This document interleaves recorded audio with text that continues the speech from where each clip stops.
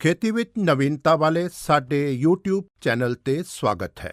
કપાસમાં જે ગુલાબી ઈયળ આવે છે એનો રામબાણ ઇલાજ લઈને અમે આવી ગયા છીએ।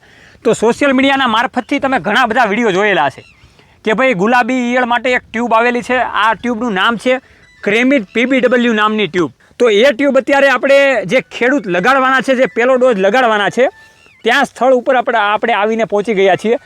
તો એ ખેડૂતનો પરિચય લઈશું, એનું કયું ગામ છે અને કેટલા દિવસનો કપાસ થયો છે અને કઈ રીતના ટ્યુબ લગાડવાની હોય છે એની પણ આપણે માહિતી મેળવીશું। તો હું તમારી સાથે સાગર રાસડિયા, આપ સૌ ખેડૂત મિત્રોનું હાર્દિક સ્વાગત કરું છું।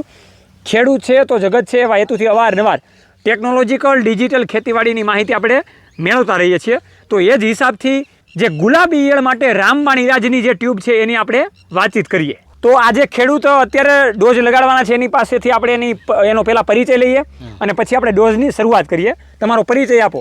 મારું નામ વિજયભાઈ ચમનભાઈ માધાણી, ધુળસિયા, જામનગર જિલ્લો।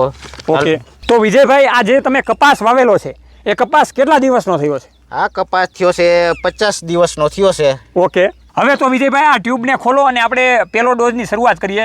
કેમ કે જનરલી 40 દિવસથી લઈને 50-55 દિવસ આજુબાજુ કપાસ થાય ત્યારે ખેડૂત મિત્રોને આ ટ્યુબનો પહેલો ડોઝ આપવાનો હોય છે, જેથી કરીને ફ્લાવરિંગ આવતું હોય એ સમય પણ ગણાઈ જાય અને જે નર ફૂદા હોય એ આકર્ષવાનું ચાલુ થઈ જાય। તો આપણે પહેલા ડોઝની શરૂઆત કરીએ।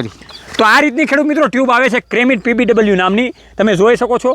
125 ગ્રામની ટ્યુબ આવે છે અને 1 એકરમાં આને વાપરવાની હોય છે। તો શરૂઆત કરો વિજયભાઈ। તો આ રીતના ખેડૂત મિત્રો ટ્યુબનું ટપકું મૂકવાનું હોય છે, પાછું 10 થી 15 છોડવા મૂકીને, એટલે કે 15 ફૂટ હાલીને પાછું ટપકું મૂકવાનું હોય છે। હા, તો અહીંયા મૂકી દો વિજયભાઈ। તો આ રીતના ખેડૂત મિત્રો ઉપરનો જે ટોચનો ભાગ હોય, મેન ત્યાં મગના દાણા જેટલું ટપકું આખું મૂકવાનું હોય છે અને આ ટપકા મૂક્યા પછી ખાલી 2 કલાક સુધી વરસાદ ના હોવો જોઈએ। પછી કદાચ ગમે એટલો વરસાદ આવે તો આ ટ્યુબ ધોવાતી નથી। ગુલાબી ઈયળ સિવાયની કોઈ પણ દવા તમે છાંટી શકો છો। લગાડો વિજયભાઈ અહીંયા ગમે ત્યાં।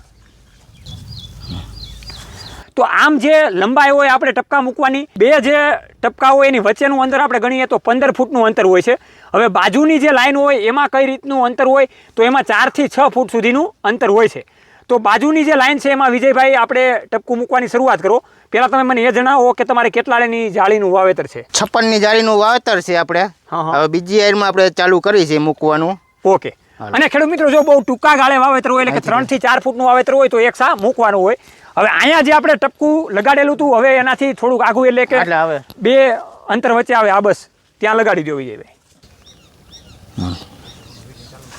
હવે પાછું આપણે અહીંથી આગળ ચાલીએ, પાછું 15 ફૂટ જ આપણે આગળ ચાલવાનું હોય છે। તો ખેડૂત મિત્રો આ રીતના ઝીકઝેક આપણે તમે જોયું, સામે આપણે પહેલી લાઈનમાં જે ટપકું મૂકેલું હતું ત્યાંથી પછી વચ્ચે અહીંયા જે અંતર હતું એની વચ્ચે આપણે ટપકું મૂકેલું હતું અને બીજું ટપકું પાછું 15 ફૂટે આપણે મૂકેલું હતું। તો આ રીતના ઝીકઝેક સિસ્ટમમાં તમે ટપકા પણ મૂકી શકો છો। વિજયભાઈ, હવે મારે તમને એ પૂછવું છે, તમે જ્યારે આ ટ્યુબ મંગાવી તો મેઇન તમે શા માટે મંગાવી? એમ ગુલાબી ઈયળનો કેવો એટેક આવે છે? એટેક ફૂલ આવે છે અને મને બહુ વિડીયો જોયા ને મને સારું લાગ્યું છે આમાં। ઓકે, એટલે બીજા નાખે તો ભલે, આપણે ફાયવો છે। હવે તમે ખેડૂત મિત્રોને એ પણ જણાવો કે ભાઈ આ કપાસમાં જે બીજી આપણે ગુલાબી ઈયળની પણ દવા છાંટીએ છીએ અને ટ્યુબ પણ મૂકીએ છીએ, તો દવા છાંટવાનું ઈઝી રહે છે કે ટ્યુબ મૂકવાનું ઈઝી રહે? આપણે જો આ ટ્યુબ ખંભા ન તોડવા, બહુ ઓછા તોડવા, બીજી સાદી દવા તમે મારી શકો, પણ આ ઈરુની છે ને તમે ખંભા માટે આપણે એકાત્ર 15 દિવસ તમે મારી શકો, મારો હો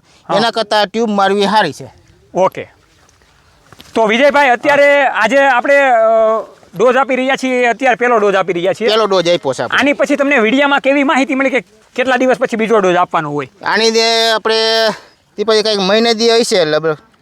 ખેડૂત મિત્રોને એ જ જણાવવાનું કે 35-40 દિવસનો ગાળો રાખીને બીજો ડોઝ આપવાનો હોય છે અને ત્રીજો ડોઝ આપવાનો હોય છે આપણે 100 થી 110 દિવસે ત્રીજો ડોઝ આપણે આપવાનો હોય છે।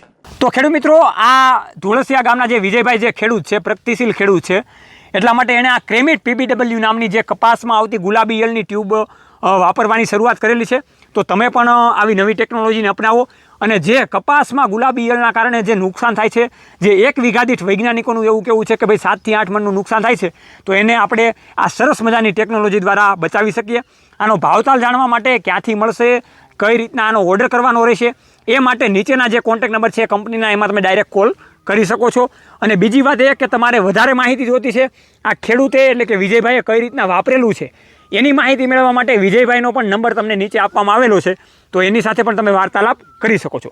તો વાલા ખેડૂત મિત્રો, આવી રીતે ખેતીવાડીની અવનવી ટેકનોલોજી, અવનવા પાકની માહિતી, અવનવા રોગોની માહિતી અમે હર હંમેશને માટે આ ખેડૂત પુત્ર ગુજરાતી પ્લેટફોર્મ ઉપર લાવતા રહીશું.